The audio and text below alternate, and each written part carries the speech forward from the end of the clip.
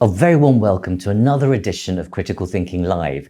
I'm your host, Amandra Kanani, and we bring you, through Friends of Europe, this online boutique offering where we bring leaders, influencers, thought leaders, private sector gurus and industrialists, but people, mostly importantly, this is about debating Europe and debating Europe in the world.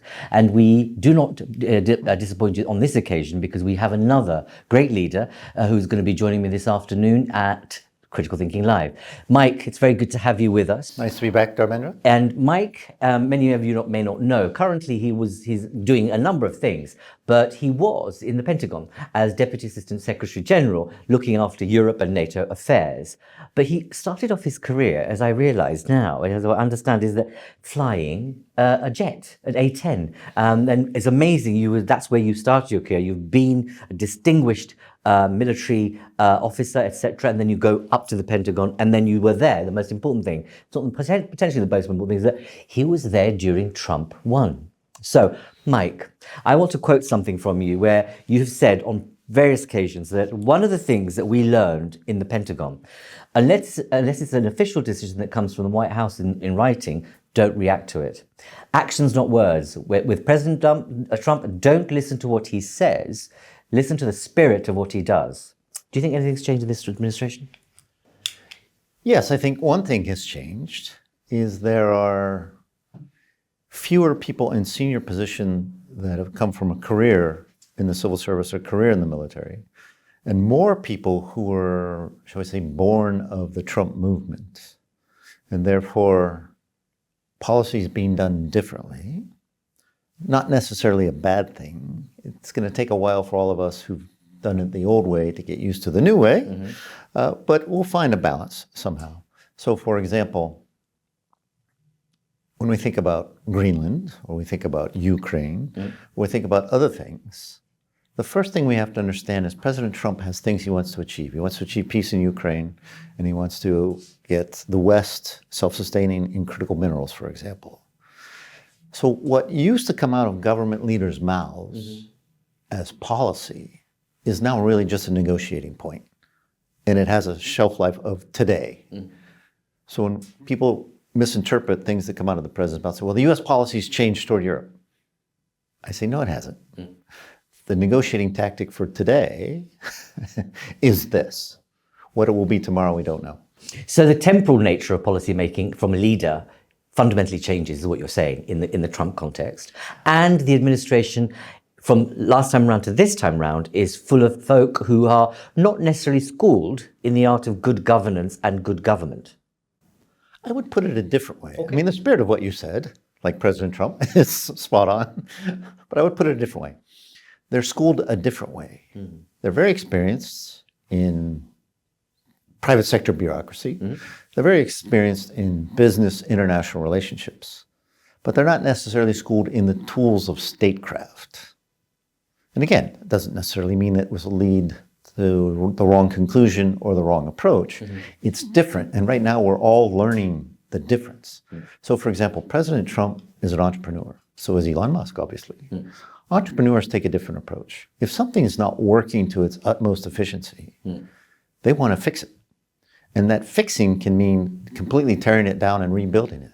Which is a cultural clash between in the private sector, because we're talking about government. We're talking about public good. International organizations. Indeed, and you're underpinned by a different return on investment. Exactly. So how do we make that work? Well, this is exactly the point. So the first thing we have to understand is just because they want to fix it doesn't mean they disagree with it. And just because they want to rebuild it doesn't mean the purpose for which it was originally built is wrong, or they see it as wrong. They're just not getting out of it what the promise was. And I think we can all, who've worked in international and government bureaucracies, can appreciate the objective here, is to get it to do what it was supposed to do. Okay, people will say that Trump won, so the Trump first administration is like night and day to Trump 2, the sequel. And it feels, as people who've commentated, much greater individuals than myself and others, I'm a humble human here, that you can see there is greater structure. There's a greater methodology, a focus on process.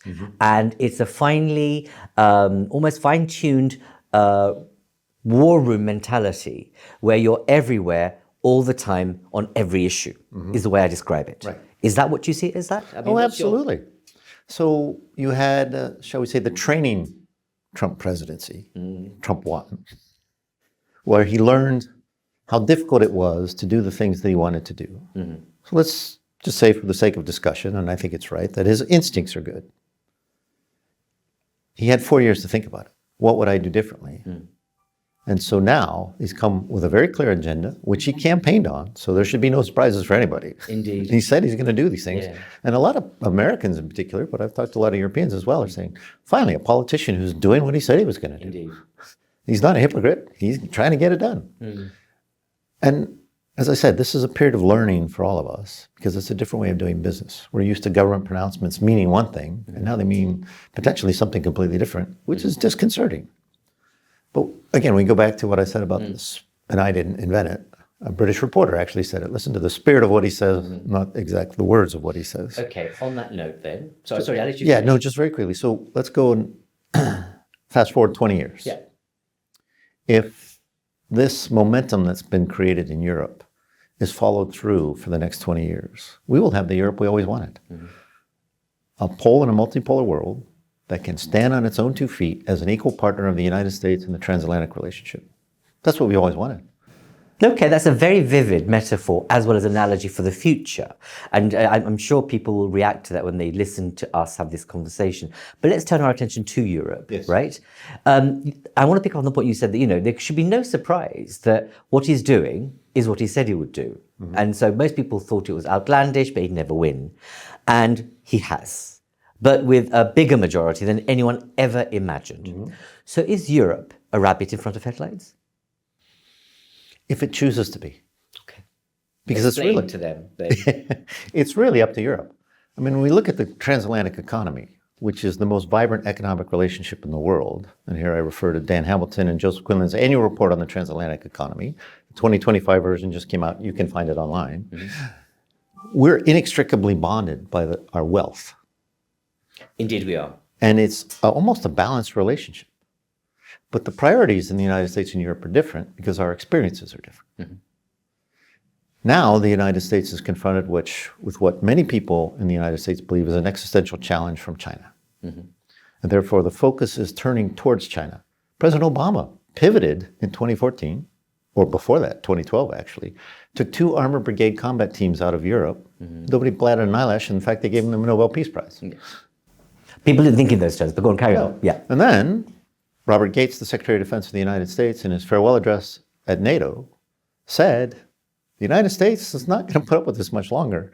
So don't be surprised if in a bipartisan way, the US turns and looks at different parts of the world and away from Europe because Europe is not spending enough in its own defense. Well, now here we are, fast forward 10 years, and this is what we're talking about. Why? So tell our listeners and viewers, what should Europe be doing differently and better? You have said very clearly, this is a different kind of administration. We're a very distinct, almost unique character as the leader of the most kind of important country in the world and the most powerful in the world, and with a very different pivot point of how things are done. And with a different mentality to any predecessor you could have ever come across, right? And you've said very clearly that, it's when he says something on one day, it's not policy for the week, it's for the day.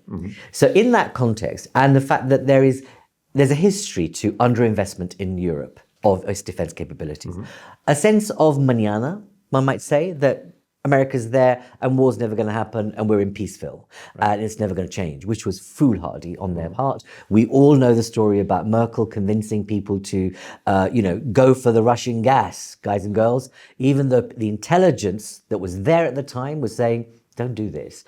So all that long context is, what would you say in the context of what Europe should be doing now in terms of its defense and security policy? Exactly. Quite simple.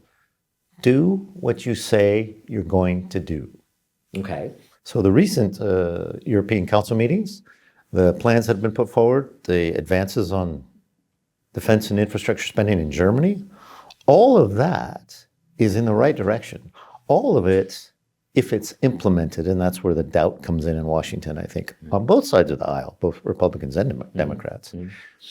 If that is implemented, and it's implemented vigorously and clearly, and demonstrates that the Europeans have woken up and not hit the snooze button and are really moving forward deliberately to take their rightful place in the alliance and in the world, people in Washington will respect that, and they'll say, okay, finally, the Europeans are people we can work with, not just people we can make money with, and that they're taking responsibility for their own issues. Okay.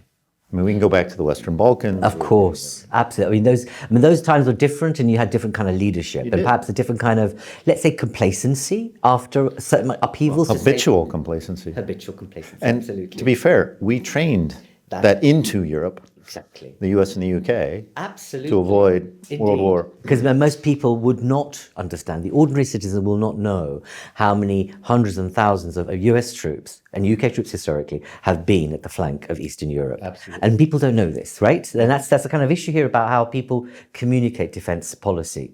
It's seen as being the kind of bastion of those who only should know, and everyone else is patronized, but here we go. People are going to be very, very surprised by this.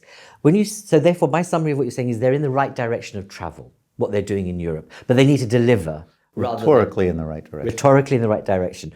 Okay, so what do you make of the statement made by one of Trump's very senior officials in an interview that they're all trying to be Winston Churchill? What's your view on that? Well, remember what Churchill famously said, never let a good crisis go to waste. And Europe is in a good crisis right now. So what does Europe need? It needs leadership. Well, who's going to be that leader? Well, as always in any group of human beings, there's a competition for leadership amongst those who see themselves and their vision as the way forward. That's not necessarily bad as long as that Winston Churchill emerges and people will rally behind. So we see Merz in Germany has an opportunity. Starmer has stepped up impressively. President Macron has always had the possibility and the potential, and he's still in the running. So we'll see. I mean, President von der Leyen's been doing a great job. But again, I read something the other day which, having spent 7 years as the U.S. defense representative to the European Union, struck me as both insightful and condemning. The more Europe meets, the less it gets done. The less it decides, that's what it was. The more Europe meets, the less it decides. So back in the days when I was flying airplanes, we had a simple rule. A good plan now is better than a great plan too late. Or a good plan executed violently will always succeed. So just get after it. You know what to do, and you know who you're doing it for. So the why is there, the what is there. It's the how that Europe has to figure out, because the how is where it starts to fall into the machinery, if you know what I mean. I can see how, a fighter jet pilot transformed himself into the senior machinery of government is a wise person for government of now. And it does strike me that you need to be either somewhere within a quarter of a mile from here, which is where the European Commission is, as well as a link to the transatlantic, to be able to, as they say, be the interlocutor or some form of an interpreter. And that's what's sorely needed. Exactly what we need. We're talking past each other in many respects. And we don't respect each other's processes or each other's perspective. So Americans will be very dismissive of the Europeans, and the Europeans will look at the Americans and say, well, they're arrogant. They're the famous adolescent who's full of testosterone, who wants to go out and take over the world and break things in the process. I mean, both are right and both are wrong, because there's a lot of reflection, as we do here at Friends of Europe, on the better way forward, keeping in mind both sides of the transatlantic relationship. So as Secretary Gates said his farewell to NATO, I mean, Americans since Eisenhower have been frustrated with the amount of burden sharing. But we've been willing to carry the burden because, and this is a surprise for everyone, it's in the U.S. interest.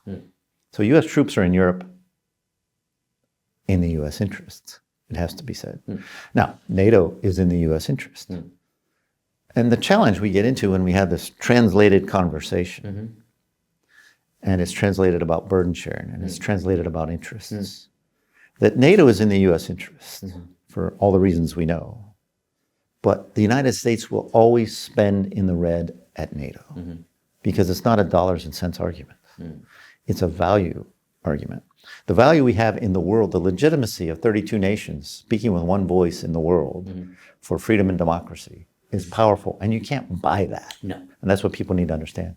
But on the flip side, what Europe needs to appreciate is that the United States has global responsibilities. Our military is a global force that could deploy from Europe to the Indo-Pacific at a moment's notice, and we have the capability to do that. Indeed. On the American side, what we fail to understand when we talk about burden sharing is if there's a war in Europe, it's a home game for the Europeans.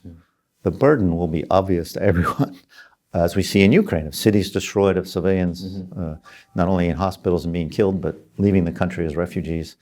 That burden of hosting, if you will, the war and the preparations that are called for because of that, infrastructure, telecommunications, medical infrastructure, medical processes, and all of that that goes into keeping Europe resilient.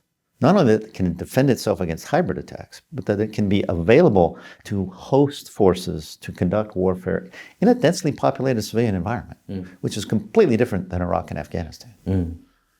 Absolutely. And I think one of the things that, most people won't even know that you have thousands of US troops at the border of South Korea. And for South Koreans, in this context, it becomes like, he might want to bargain with us now. And what if he pulls our troops out? That was what I'm hearing from senior ambassadors. But my point is that most people don't know that you have this hegemony of troops everywhere, as you say, for a global peaceful order. Yeah. And that's just not being communicated. But let me turn to points of flash. So imagine you're sitting in NATO or at von der Leyen's office or whoever in the Secretary of State in the US Defense. The world has become even more insecure than we've ever known since World War II. That's our assessment. When you think about what's happening in Syria and the turnaround in Syria, when you look at the Middle East, what's happening there, you see what's happening in Serbia right now. You can see malign actors going to the Western Balkans, which is a doorway into Europe. And I could go on, right? Yes. How do you make sense of that from a strategic direction-setting point of view? Is your approach, let's deal with the big flare-ups and the others just will have to wait? Or we try and do all at the same time? What's the variable geometry of security now in the 21st century? Yeah. It's a flashback. I came to Europe as a fighter pilot in January 1984, just before we almost went to nuclear war with the Soviet Union. Because President Reagan came in, the cowboy president, and Europe was in a panic because Jimmy Carter was a very nice man and an outstanding ex-president. And people were saying things like they're saying now about President Trump, which led to Reagan announcing Star Wars, which scared the Soviet Union, the deployment of ground-launched cruise missiles and Pershing missiles in Europe, which was a near-death experience for NATO, and almost, in people's words of the day, was going to destroy the transatlantic relationship and be the end of NATO. Well, it turned out that led to not only the INF Treaty, but the Conventional Forces in Europe Treaty, and a New START Treaty with the Soviet Union. Yes. And Reagan and Gorbachev met to reset the US-Soviet relationship before everyone else was brought in the NATO dialogue, but they created the Council on Security and Cooperation in Europe, which is now the OSCE. So my first point is, we've been here before, if you're as old as I am, or if you read a history book. And viscerally, it felt the same way. Right. It actually felt more dangerous because we had 500,000 American troops against the Warsaw Pact, which was filled with Soviet troops. Yeah. And it was bayonet to bayonet every day. We don't have that now. So in the first instance, we have the luxury to prioritize. And knowing what the origins of these challenges is, that tells us where we should prioritize. Russia is the origin of many of these challenges. They live in a mindset of continuous confrontation to always push their potential adversaries away from them, because for 1,000 years, that's been the working strategy. The Chinese, because of their own separate ambitions that are different than those of the Russians, have adopted the Russian playbook in many ways. This is all the hybrid warfare that you hear about, but also the insidious Confucius Institutes and other things, the way they put their Chinese view forward to get more people to be accommodating to autocracy, and autocracy as an acceptable form of, if you listen to the Chinese, democracy. So this is very insidious, but it has its same origins. So when we look at the imperative of having peace in Ukraine, which allows us not only to stop the fighting and stop the killing, which is the number one priority, Indeed. but allows us to expose how the Russians have been operating in Syria, for example, which led to a lot of the chaos in Syria. Indeed. What they're doing in Africa to topple governments, to kicking the French out and kick the United States out of Niger. These are all Russian low-cost actions that cost us significantly. And just like we did in the Cold War, when we're trying to win friends around the world so that we could get votes in the UN General Assembly, that was the game in the Cold War. We need to go back and understand that each one of these countries that through subversive actions or coercive actions, our autocratic adversaries are undermining, they're undermining the populations of those countries, the futures of those countries, the people in those countries, which makes it very difficult for us to help them in ways we'd like to help them, because the United States and Europe are the two biggest official and unofficial donors of overseas assistance. Indeed. But what the Russians and the Chinese have been doing is disabling our assistance to do good in the name of short-term goals for elites in those countries. And we really need to get to the source of those problems. I wish we had more time, but I need to we're on the glide path down to arrival in this short interview. But there's two things, because I would love to speak to you about USA and all the rest of it, but there's 2 points I would like to conclude with. One is Ukraine. You authored a piece with one of our other senior fellows, Valbona Zanelli, about the art of the deal. Since you authored that, it feels like we're in another world already. Now, that might just be the daily politics of a leader saying, I'm going to bark a new statement today, but actually it's not my direction of travel. What's your view on where we are now since you wrote The Art of the Deal? Yeah, well, I think the European Union has stepped up and taken all the recommendations of Friends of Europe on defense spending and how to organize defense investment in Europe. So congratulations to Friends of Europe on that. We've been working together on that for a very long time. If you listen to Secretary of State Marco Rubio, and he's the one I think everyone should listen to, especially when he's on the Sunday morning talk shows in the United States, he's quite clear on several points. The first most important one is President Trump wants to stop the killing. He feels strongly about that, and he wants to do that. Second, the first step in that process is to get the Russians to the table. And you do not get the Russians to the table by denigrating them or humiliating them or accusing them. Everybody knows the facts. Let's get to the table. Let's see if we can make an enduring, sustainable peace that is acceptable to all parties. But the first step is to get the Russians to the table. So I challenge people when I talk to them, and I challenge everybody who's listening to this, to name one concrete concession that's in writing, that is verifiable, that President Trump has made to President Putin. Remember, everything he says is negotiation tactics. Indeed, as you say. He asked President Zelensky to leave the White House, and now he says, hey, he wants peace, he can come back anytime. And we got on the same sheet of music with the Ukrainians in Riyadh to talk to the Russians. Now it's up to the Russians.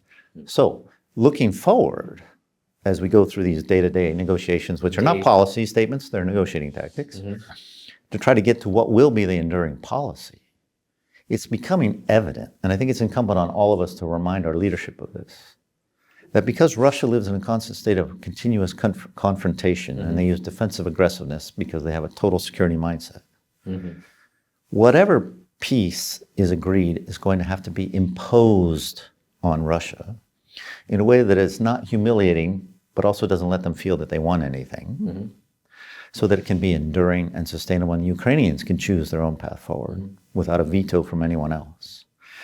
How do you do that? It goes back to the Cold War. Right. George F. Kennan called it containment. So containment with a little c, perhaps. But we need to hold the line. President Reagan imposed trust but verify on the Soviet Union. So do we trust President Putin? No.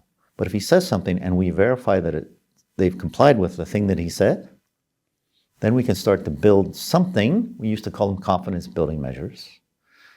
And then we can look at each other all the time. We had the Open Skies Treaty that allowed us to look at each other.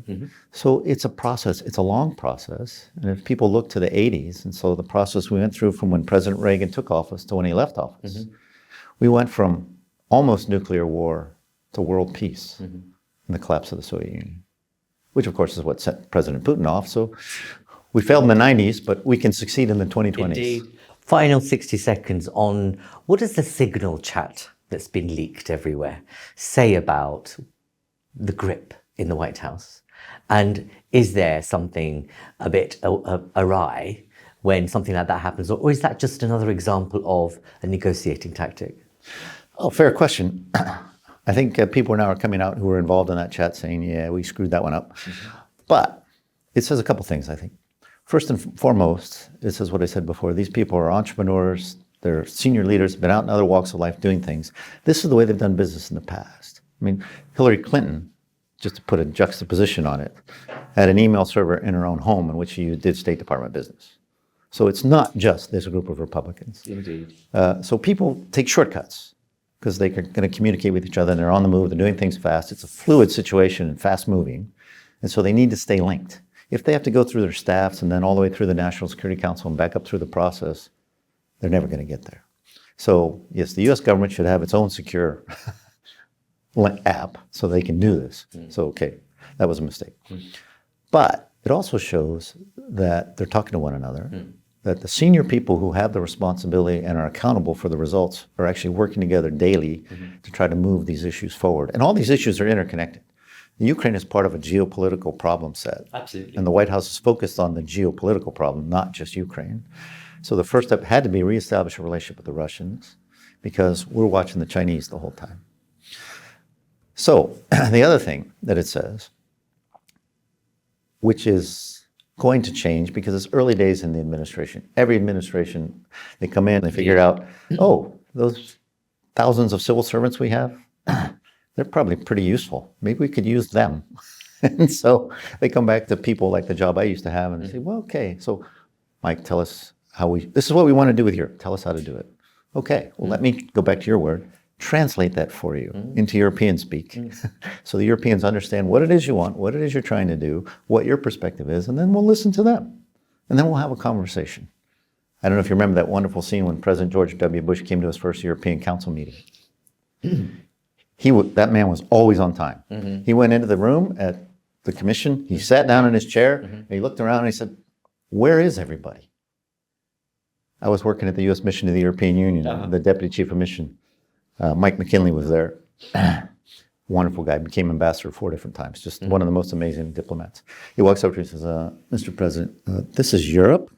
The meeting actually is the 15 minutes before the meeting, so you might want to get up and socialize. He goes, oh, okay, I got it. And he went up and he talked around and he sat down in his chair and all the work was done. He was amazed. And he never made that mistake. It wasn't a mistake to be on time. It wasn't a mistake on time. He just didn't understand. Cultural understanding. That was exactly it. So we're going to get back to that conversation, cultural understanding. I would suggest, Friends of Europe, we invite a lot of these people here to have these conversations. Absolutely. Nice dinners and private. Private. No cell phones. And then we'll have a nice speech and an open debate the next day. Mike, it's been a sheer pleasure. Let us know what you think. It's been such an insight of someone who's been a fighter pilot, but then worked his way through the system, but then was interlocutor with Europe. And what's kind of really important is that we need more American translators, if you like, or translators of America into Europe, such as Mike, if we're going to not simply turn our backs on each other or talk past each other, because public safety, social good are far higher goals to achieve rather than the petty differences in culture. What we need to do is make sure they work. It's been a pleasure talking to you, but a very insightful commentary, which I think we should all think about, is that actually we have a very different mindset for a Trump administration, a different kind of leader. And as Mike has said, it's negotiating tactics rather than actual policy, that we need to be thinking about the different type of administration it is, and it's a problem-solving, efficiency-based approach that wants to get to the heart of the problem and rebuild. Very different culture, but at the end of the day, I hope that we'd like to think that everyone understands what global peace means, and everyone knows what global disorder and war means. On that note, thank you very much for watching and listening. It'd be great to have this man back. It's a real pleasure to have you. And let us know what you think, and tune in for the next episode of Critical Thinking Live. Thank you very much. Take care.